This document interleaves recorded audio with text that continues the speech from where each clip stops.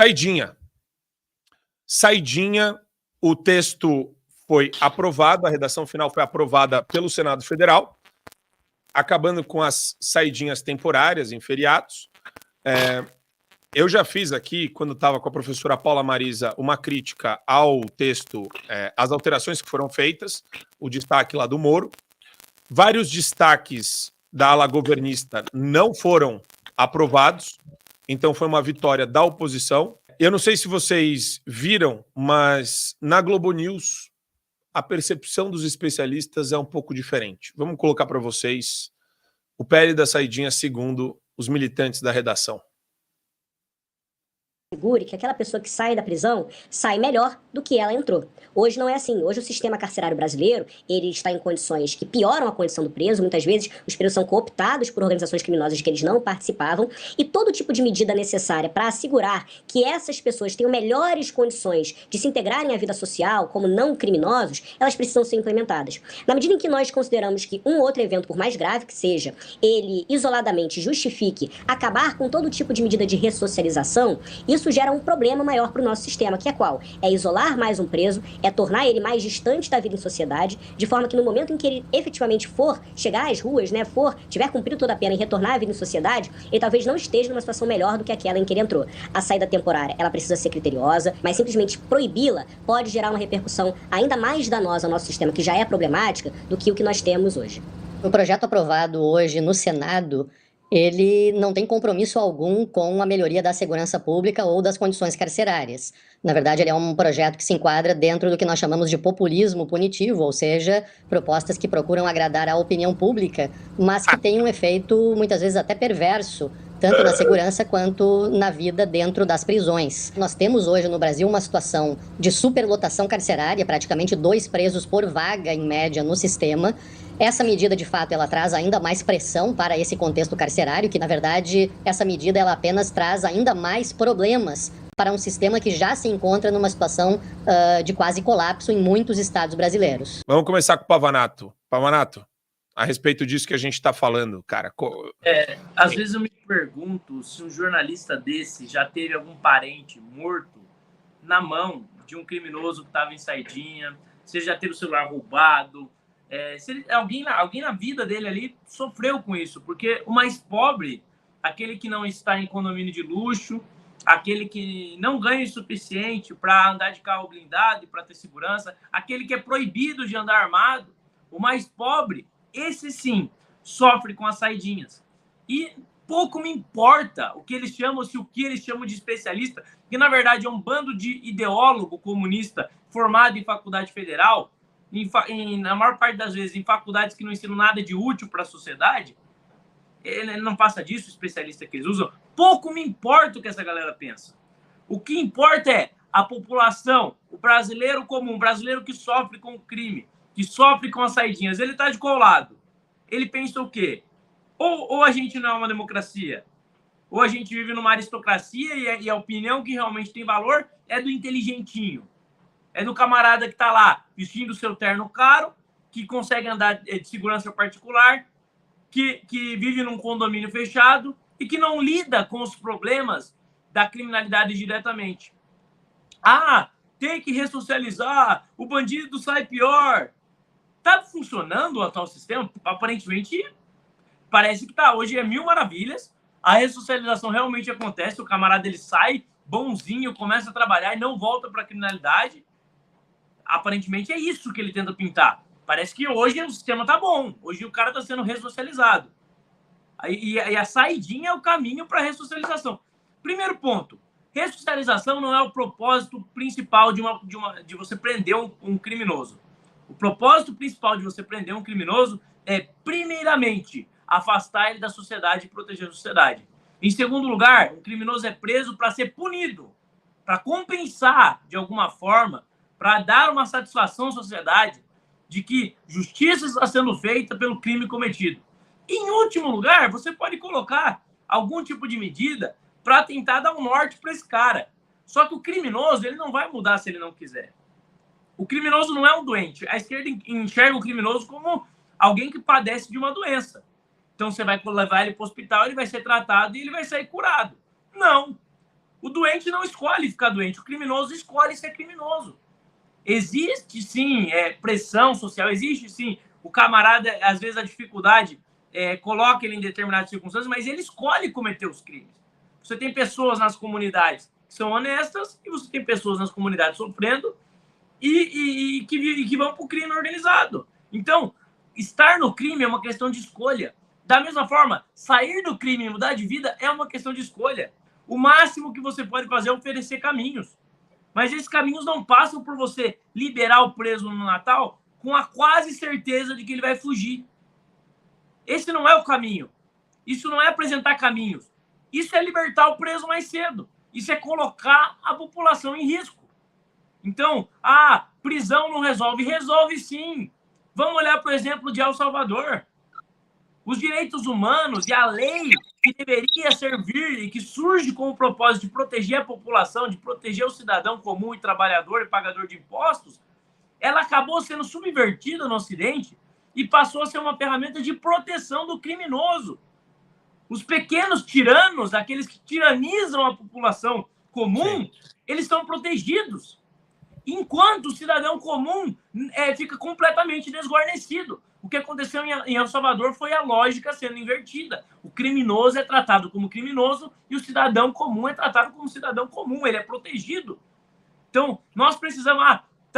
o Brasil tem muito preso. Está prendendo pouco. A maior parte dos nossos crimes não são esclarecidos. Você tem noção de que mais de 50% dos homicídios não são esclarecidos? Então, mais da metade das pessoas que assassinam, que cometem esse crime, que é o mais terrível, elas estão soltas por aí. E daí vem me falar que o Brasil prende muito? Não, prende pouco. Tem que prender mais, tem que melhorar as condições para conseguir prender mais esses criminosos e proteger aquele que realmente tem que ter os direitos humanos respeitados, que é o cidadão de bem que levanta cedo para trabalhar e não é o inteligentinho da Rede Globo. Que de inteligentinho não tem nada, né? Porque ele paga de inteligentinho, né? Paga de bom mocinho. Com vocês, Otávio Guedes, o inteligentinho da Rede Globo, como disse o Pavanato, fazendo aquela subversão gostosa de valores e de prioridades e lógica e moral. Vamos colocar para vocês Otávio Guedes. Teve uma onda de direita, né? Uma onda de direita, e na América Latina, especialmente, um populismo de direita que está contemplando o populismo penal. Vide El Salvador. Em El Salvador, a maldade virou política de Estado e está dando 80% de aprovação para o Bukele, para o presidente de lá. Foi reeleito agora. Reeleito, 80%, uma aprovação absurda. Porque houve uma experiência na Indonésia, não sei se também, você lembra. Lembro, também. Então, assim, e a extrema-direita no mundo inteiro, eu chamo... o mundo teve a Internacional Comunista, eu chamo agora de Internacional Populista. E a Internacional Populista, que é essa extrema-direita, está olhando para El Salvador e nós vamos ter aqui no Brasil cada vez mais esse populismo. Por exemplo, começou com o fim da saidinha. Ao invés de você acabar com os excessos da saidinha, né? Que é normal, que é natural. Que é até saudável. Eu acho que uma pessoa que mata a mãe não pode sair no Dia das Mães, como a Susana von Richthofen, isso é deboche. Enfim, e o RDD, esse regime diferenciado, se aplicado para chefes de facção que estejam mesmo presos, cometendo ali continuidade do crime, eu acho que tem que ter. É saber dosar e saber para quem você vai. Mas, Paulo, a gente não deixa, cara, de criticar a Globo de novo por conta dessa postura deles reiterada, cara. É impressionante. E eles conseguem causar só ruído. Você percebe que o especialista que é chamado, ele é chamado só com alinhamento ideológico com os comentaristas. Eles não conseguem chamar alguém sério. Eles só chamam aquele subproduto universitário bajulador de ditadura, bandidólatra, para fazer coro aos comentários deles, Cogos. É porque a função da Rede Globo não é fazer o trabalho de um veículo de imprensa honesto. A função da Rede Globo é subversão. E é uma subversão, como nós vimos, bandidólatra. Nós temos que ter algum critério aqui para punir esses especialistas bandidólatras como incitadores do crime. Porque o que eles conseguem com isso é ter sangue nas mãos mais uma vez. As pessoas que morrem, vítimas de latrocínio, vítimas de estupro, vítimas do sequestro, crime em geral, elas são vítimas dos bandidos e elas são vítimas das instituições que protegem os bandidos E elas são vítimas daqueles que ajudaram a construir uma cultura institucional bandidólatra, que são esses especialistinhas do quinto dos infernos. Então, todos eles que estão nessa cadeia do crime, o criminoso, as instituições que protegem o bandido e os intelectuaizinhos orgânicos que criam essas instituições para bandido, todos eles deveriam ser trancafiados no mesmo presídio. E aí eu quero ver como é que esse especialistinha de ocrinho ia fazer, trancado na mesma cela dos marginais que ele defende. Aí seria lindo. Esse sujeito não tem direito de conviver, esses especialistinhas da Globo, eles não têm direito de conviver no meio da sociedade que eles desprezam, no meio da sociedade ordeira, no meio da sociedade de bem que eles querem destruir.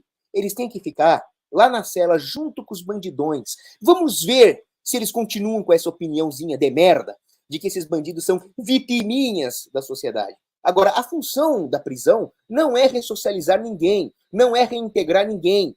Presídio não é escola. O tempo de educação na família, na igreja, já passou.